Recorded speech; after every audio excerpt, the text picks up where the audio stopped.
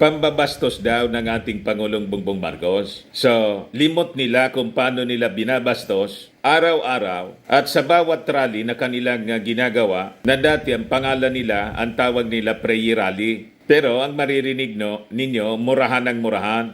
So dapat buwelo lang sila sa pangbabastos. Pag kinansel, paninikil at pambabastos sa kanila.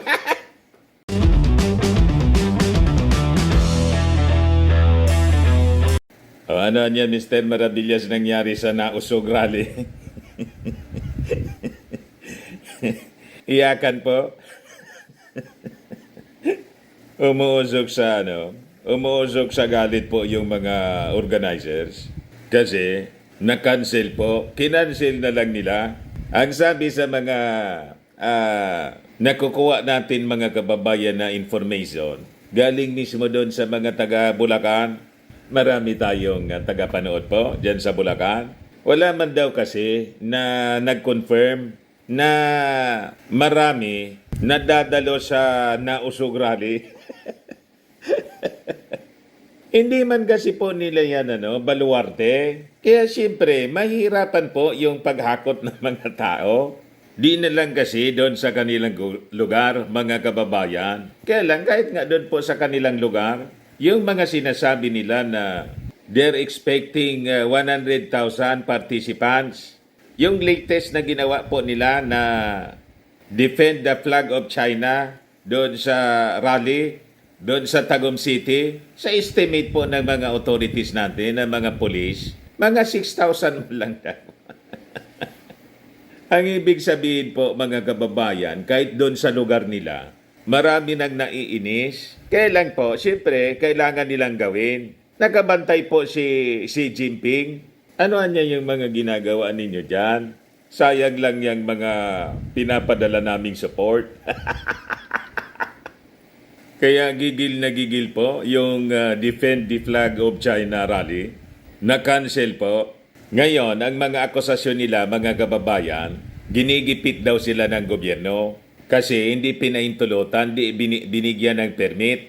Paano naman kayo bibigyan ng permit na alam na ng ating gobyerno na ang activity ninyo, destabilization? Mismo yung activity ninyo, illegal na. Talagang di kayo niyan bibigyan ng mga local government units kasi siyempre, pananagutan nila.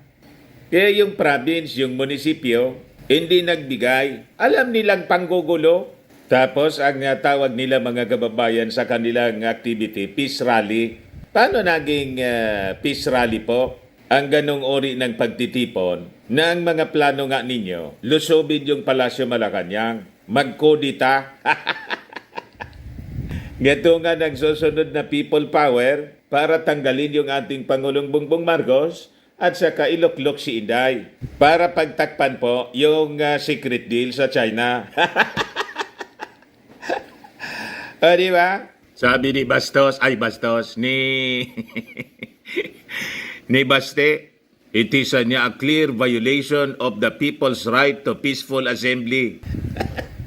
At pambabastos daw, sabi ng mga leaders po, yung convener po, pambabastos daw sa kanila. May nalalaman pa kayong salitang pambabastos? Mismong yung activity ninyo, yung mga rallies ninyo, ay mismong pambabastos sa ating Pangulong Bongbong Marcos. So ang gusto ninyo, kayo lang ang mambastos. Buwela lang kayo na magsagawa ng mga pambabastos sa ating Pangulong Bongbong. Pero yung pag-cancel, hindi pagbigay ng permit, kaya napilitan kayong i-cancel. Kasi pati yung pribado po, siyempre, ayaw nilang madamay sa problema, baka magkagulo, hindi nila kayang panagutan, kinansil na rin ang pribado. So ang tawag ninyo, pambabastos at pagsikil sa inyong mga karapatan. Wala man pong maniwala sa inyo kasi during the administration ni Mau Diggs, tambak yung mga violations of human rights at pagsikil sa karapatan.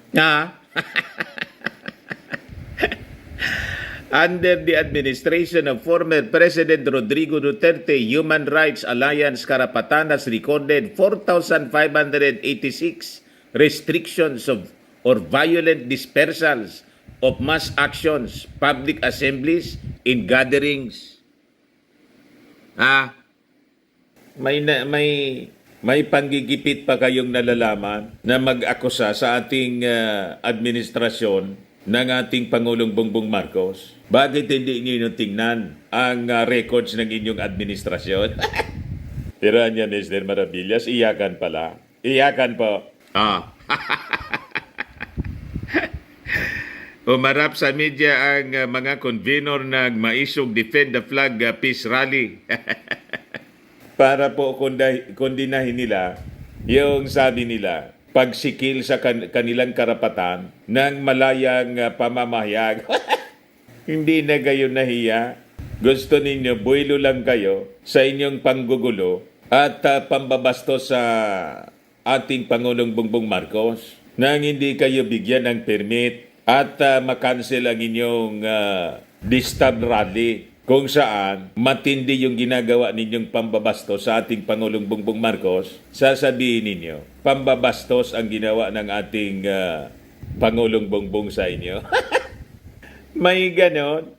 But before ko mga kababayan ibigay sa inyo yung full story ng mga balitang yan, click subscribe muna dito sa ating YouTube channel and hit the notification bell para lagi po kayong updated sa mga kaganapan dito sa ating bansa. Like and share na rin po ninyo ng ating video. At huwag na rin po ninyo na skip yung ating mga commercial ads para tuloy-tuloy lang ang pag-unlad ng bagong Pilipinas. Sa mga naghanap ng malinis and spacious fitness gym, pumunta lang po kayo sa aming Colossal Fitness Gym. We also offer Grab Car Rental with our brand new 2023 model ng Toyota Innova. We also accept booking for those who are planning to travel via PAL, Cebu Pacific, and other airline companies, local and international. And bills payment for Meralco Bills, PLDT, Aleco Bills, etc. Ang Colossal Fitness Gym is located at 3rd floor Security Bank Building, Landco Business Park, Legazpi City, Albay. For inquiries, look for Jilon Maravillas, contact number 0966-802-0949. Ito po yung aming Innova. Lagi na pong matao sa amin. Na-set up na rin yung aming mga brand new gym equipments. May treadmill na rin po kami. Salamat pala dito sa mga bago nating kaibigan. Mga Britons po sila. Si Noah at saka si Cameron. Nag-gym sila sa amin po. Yan o. Nag-travel sila po. Nagta-travel sila all throughout the world. Inapadaan dito sa gym namin. Oh. Sabi niya, i-review siya mga kababayan. Oh. Visiting Legazpi City just for under a week and can say it is the best gym in the city. Owner Riz was incredibly helpful and kind. The equipment is modern and there is everything you need. The gym was kept clean and tidy. I would recommend this gym if you are visiting Legazpi. Ayan po siya. Di ba, mga kababayan? Tuwang-tuwa sila mga kababayan sa amin kasi kami yung pinakang malaki ngayon dito sa Albay. At saka, pinakang malinis. Nagsusupervise mismo sa kalinisan po. Yung asawa ko, 5 yung tagalinis namin dito. Di ba? At lagi na pong matao dito sa amin. Ikita ninyo? Yan po. At magaganda, siyempre. Ang mga nag-gym dito sa amin po. Yan po. At ang mamatso na nila. Oh. Yan. Di ba?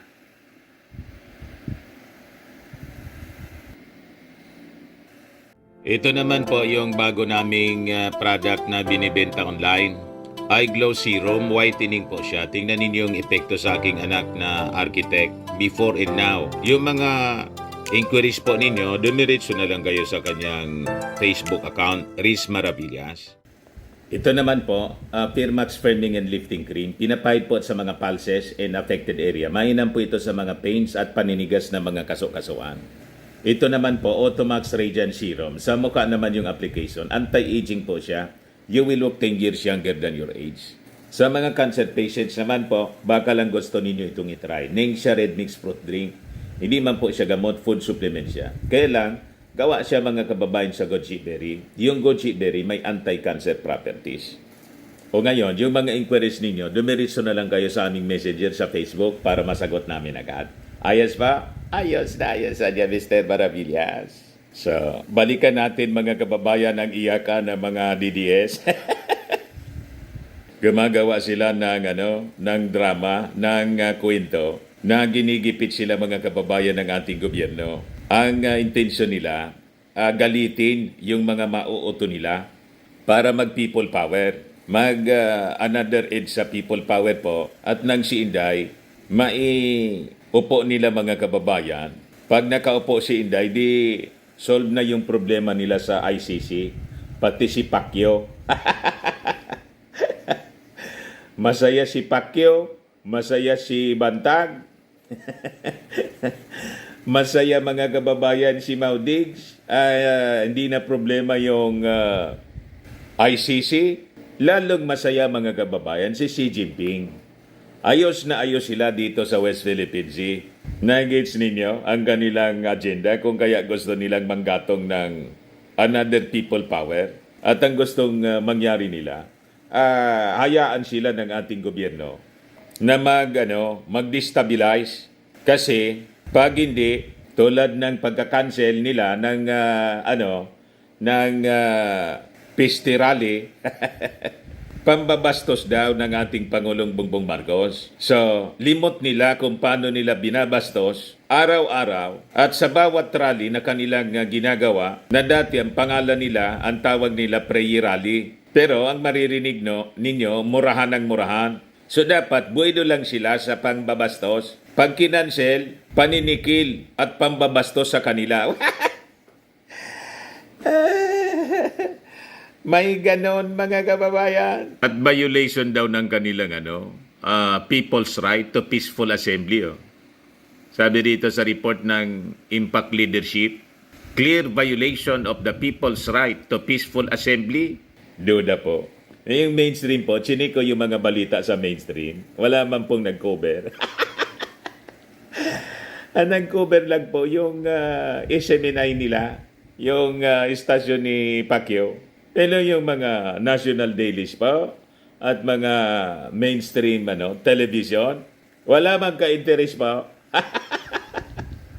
Ayaw nila na maging participante po sa destabilization. Yun ang ibig sabihin nun. Kasi alam naman nila kung ano ang intensyon, panggugulo sa ating bansa. Imaayos na po yung bagong Pilipinas. Tapos guguluhin lang. Tapos yung mga mainstream media, magiging participant. Dapat po ang media, partner towards progress in development. Hindi yung partner ka sa panggugulo.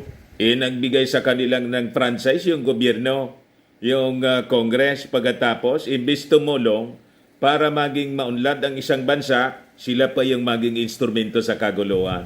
Kaya yung SMNI po, tinanggalan ng franchise. Tama lang yon mga kababayan. Sabi nga, deserve. Lahat kasi nungulingan po, propaganda ng China yung maririnig mo. Tapos, hayaan ba natin yon dito na magsamantala sa atin? Maging instrumento po ng mananako, ng foreign power? Sabi po dito, clear violation of people's right to peaceful assembly. Davao City Mayor Baste Duterte says the cancellation of the scheduled hakbang ng Maisog Peace Rally in Bustos, Bulacan on Sunday, kahapon po, is a clear violation of people's right to a peaceful rally.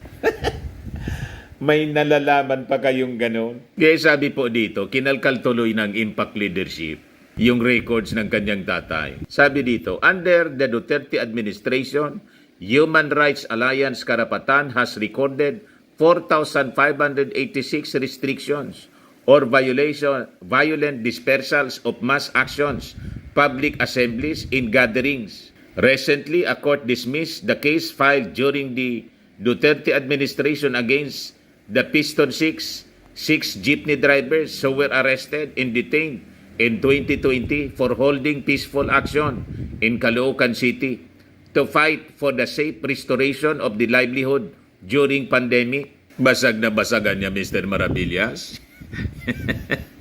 Yung mag-ama.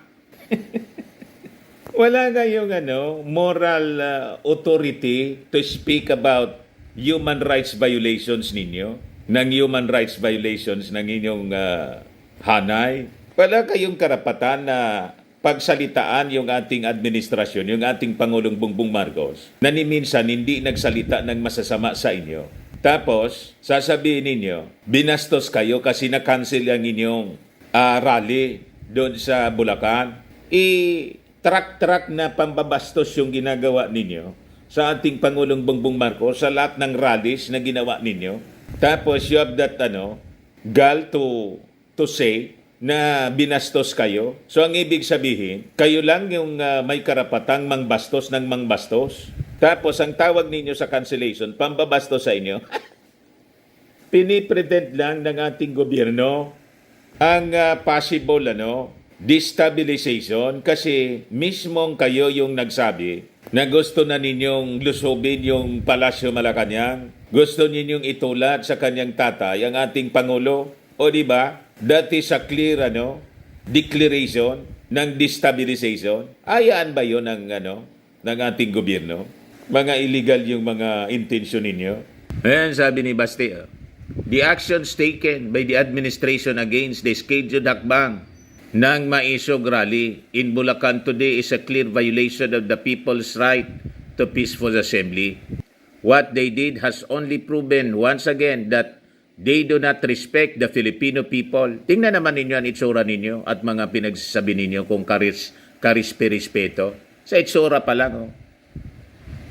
Paano irerespeto ang ganyang uri ng tao? This will not silence us, but rather this will inspire us even more to continue to fight for transparency, accountability, and against any form of oppression by this current administration. We shall continue to protect the Constitution. Bakit? Inaano ba yung Constitution? Sinalaula na ba ng ating Pangulong Bongbong Marcos? Yung amendment ng Constitution, economic provisions, dumadaan sa proseso.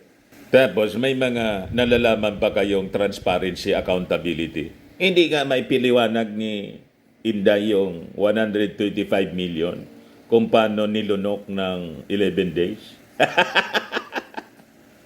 Yung 51 billion ni Pulong ng kapatid ninyong congressman kung paano inubos in 3 years.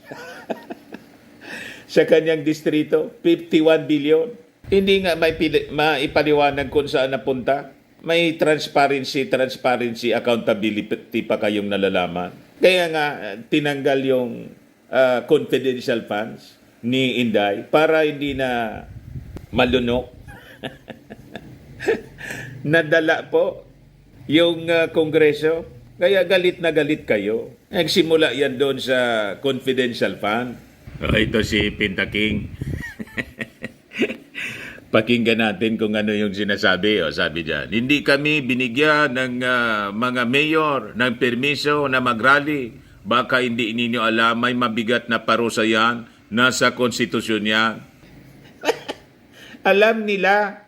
Kaya nga hindi kayo binigyan ng permit kasi alam nila yung inyong mga sasabihin, panggugulo, destabilization, pananakot, pagmumura, pambabastos, lahat ng hindi sabi ko nga hindi makain ng aso. 'Yun ang lumalabas sa inyong mga bibig. Kaya hindi kayo binigyan ng permit kasi yung ginagawa ninyo balahura kasi yung ginagawa ninyo. O ngayon, sabi rito, pakinggan natin yung litania ni Maudigs. Matatag at alam niya kung ano ang nangyayari ang dapat gawin. Ito naman ang gusto namin, mapayapa lahat. Napayapa daw. Mangyayari. Alam mo, hindi kami binibigyan. Nakakatawa nga hindi kami binibigyan ng permiso ng mga mayor mag-rally. Alam mo, nasa konstitusyon yan, mabigat yan, to peaceably assemble for redress of grievance. It is a constitutional right of everybody. And you just cannot violate it. Kasi makakaroon ka ng kaso niyan. At Hindi kaso ninyo. ang hatol niyan is dismissal from the service. Ikaso na ninyo. Yung mga mayor, baka hindi niyo alam yan. Mabigat na Kailangan man kayo lang yung nakakaalam. sa Kayo na lang yung konstitusyon yan eh. marunong. Kaya magdadalawang isip kayo. Magkaso na kayo. Lahat ng tao. Ako, dumaang presidente. Hindi ko ginawa yan sa buhay. Nung mayor ako, hindi ko ginawa yan sa buhay. Hindi raw. Huwag kayo maghanap ng sakit ng ulo. Kasi pag napailan kayo ng kaso, Kayo yung si Marcos, ano, hindi tatagal dyan. Balang araw, bababa yan. Ang kaso kayo yung ninyo. naghanap ng sakit Sarili ng ulo. ninyong sakit ng ulo. Imbis magpahinga na lang kayo. Di ba? It's up to you. It's up to you. Bahala kayo. Gawin ninyo Magaling yung kayo, anong gusto okay. ninyong Okay, gawin. hindi, okay rin.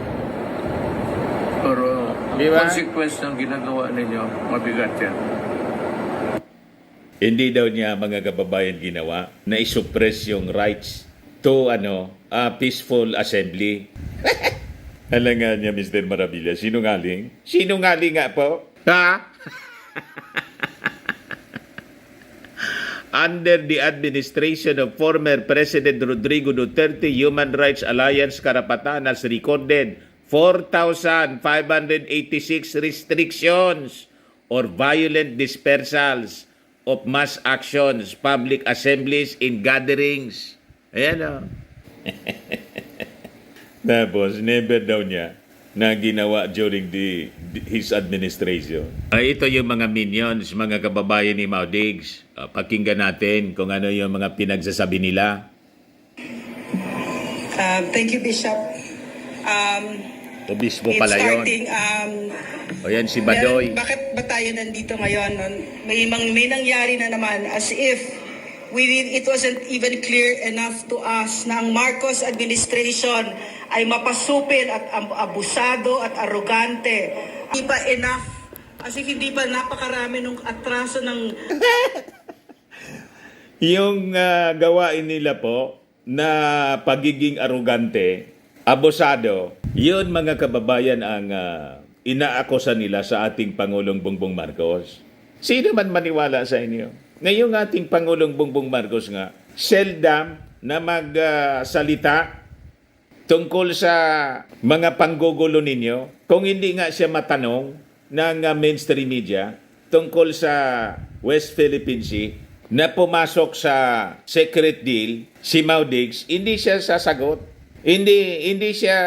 Never siya na magbanggit ng tungkol kay Maudigs. Kung hindi nga siya tinanong tungkol sa mga pagmumura sa kanya, pagtawag sa kanyang adik, bangag, kung di nga tinanong ng mainstream media, hindi siya magre-react. At yung reaction niya, mga kababayan, polite. Sinabi lang niya, baka niya na sobran lang sa fentanyl. Kailangan, concern pa nga po. Kailangan niya siguro, yung doktor, magpatingin na siya. Kasi concern ako sa kanyang kalusugan. Pero si Maudigs, may bangag tayong Pangulo. May adik tayong Pangulo. Ganon. Palakpakan yung kanyang mga minions. Ngayon, na-cancel lang yung distab rally nila, mga kababayan. Nagwawala na. Umuusok yung tumbon ng mga supporters ni Maudigs. Anong klaseng mga tao kayo? Yung pambabalahura ninyo sa ating Pangulo, okay lang sa inyo. Di lang natuloy yung inyong rally, pambabastos na galit na kayo. Sinasabi po ni Badoy dito, siya yung moderator doon. Marcos administration sa atin. Ngayon ay nalaman natin na hindi natuloy, no? Na yung rally na sana tayo ay pupunta doon na mapayapa na magsasabi ng ating kalooban tungkol sa Marcos administration ay ginipit tayo, no? So Pwede man ninyong sabihin yung kalooban ninyo. Di ba, salita ng salita kayo sa social media. Ano pa, ito nga mas na convenient pa nga siya. Gusto ninyo, 24 hours kayo na magdadaldal sa istasyon ninyo at sa social media accounts ninyo. Pero yung magsasagawa pa kayo ng rally na hindi man ninyo kayang pangalagaan yung safety ng mga pupunta doon, iaasa pa ninyo sa local government unit na alam nila panggugulo lang yung ginagawa ninyo. Hayaan ba yon? Ang mandato ng ating mga authorities, local officials, is to prevent any eventualities, trouble. Mga troublemaker kayo, kitang-kita sa mga pag-uugali ninyo. Tapos ang tawag ninyo, peaceful assembly. CPRRD decided to cancel the rally kasi Bakit ninyo ikinansel? Sabi ninyo, maisog kayo.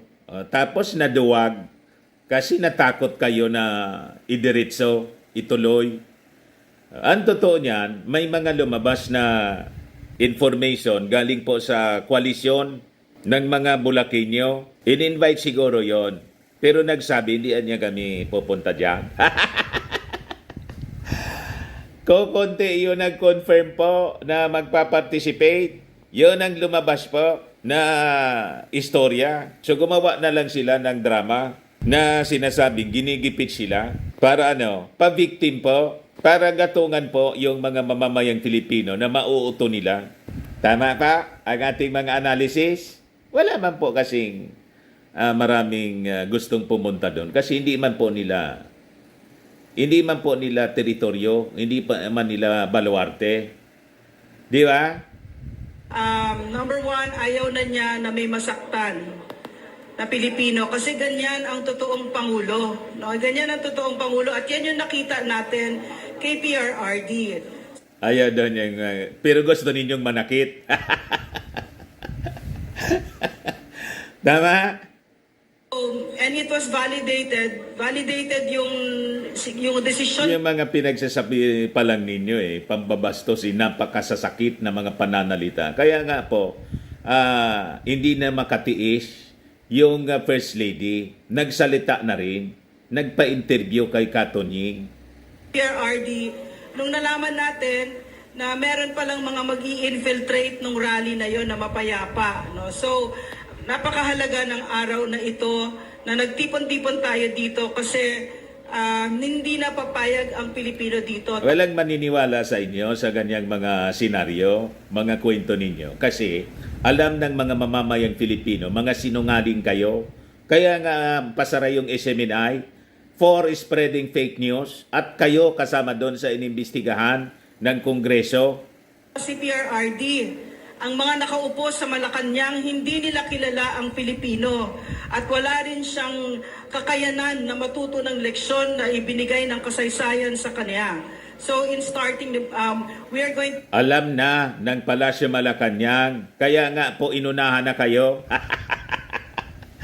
Kasi ang intensyon ninyo is destabilization, people power. Pagkatapos, iloklok si Inday, hindi na kayo makapaghintay ng 2028 election. Maghintay kasi kayo. Ibinoto ng napakaraming mga mamamayang Pilipino si President Bongbong Marcos. Kung si Inday 32 million, dahil yon sa 31 million na mga supporters ng ating Pangulong Bongbong Marcos, kayo, less than 1 million lang ang mga DDS. Binabaliktad ninyo. to listen to the conveners of the rally kung ano yung nangyari ngayong araw na ito. But before that, Yan man lang po. Huwag na nating idiretso po kasi pare-parehas man lang po yung ikukwento nila. Yung pagkaka-cancel nila ng nausog, defend the China flag. Defend the flag daw rally. Pero pro-China ang mga rhetorics nila. Huwag kami, Lorraine. Kaya nga hindi kayo pinapatulan ng mainstream media. Yung mga vloggers lang ninyo yung pumatol sa event ninyo. Na hindi natuloy. Ngayon, sabi ng mga nag-react, sa mismo baluarte nga nila, nilalangaw sila. Ayaw pa nila tumigil at manahimik muna. Bad shot na sila sa ngayon. Maghintay sila ng tamang panahon. Hayaan mo na nila malimutan ng mga tao, mga kapalpakan nila, saka sila umulit, saka sila ulit umariba. Sabi yun ni Adoracion Aluarte. Sabi ni Shikok, private property yung binyo, marunong pa sila sa may-ari, malamang baka caretaker lang ng lupa yung kausap nila kasi galit nga yun mismo may-ari sa kausap nila. Siyempre po, madadamay sila sa kalukuhan po, sa kaguluhan. Kahit man po akong may-ari ng lupa, batayaan ko po ng yung isang ganong uri ng kahit magbayad sa akin, hindi ko ayaan ng ganong uri ng rally po. So mangyayari niyan, magiging participant lang po ako sa panggugulo sa ating bansa at sa agenda nila na patalsikin yung ating Pangulong Bongbong Marcos for their selfish interest at agenda ng China.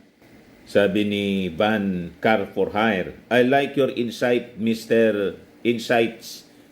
Maravillas. Sabi ni Esperanza Manuel Sanalila, yang mga pinagsasabi ni Rokita halos mabulo na nasa kangangaw-ngaw. Sabi ni Lex Montero, ano ba ang legacy ni Duterte or Tatak Duterte? Siyempre, ang maging bastos ang mga Pilipino. Check it out, mga lumalabas sa bibig nila, mga balahura, walang modo, walang respeto, in short, bastos, no to Sara. Yan po. Sabi ni Jerry Sinilio, mga wala silang kwenta kapag sila manira okay lang, karapatan, kalayaan sa pagpapahayag. Pero kapag sinagot sila, naniniil ng karapatan, mga walang kwenta. Kita ninyo, galit na galit yung mga mamamayang Pilipino sa kanila. Sabi ni Irene de la Vega, ayaw ng may-ari, maihian na mga rallyista ang property niya, mga walang magawa sa buhay kundi manggulo sa gobyerno. Tapos kung walang makain, hihingi ng ayuda sa gobyerno. Ganon nga po mga kababayan. Sabi ni Hercules Cawagas, napunada mga kulto ng sa Bulacan. Dito kayo sa Ilocos Norte, welcome kayo pero kuha muna kayo permit sa ang makasagot may premium 125 million at bonus na 51 billion galing kay Inday at kay Pulong. Ayan man lang po mga kababayan yung ating video ngayon. Ako po si Dante Maravillas. Bye-bye po. God bless.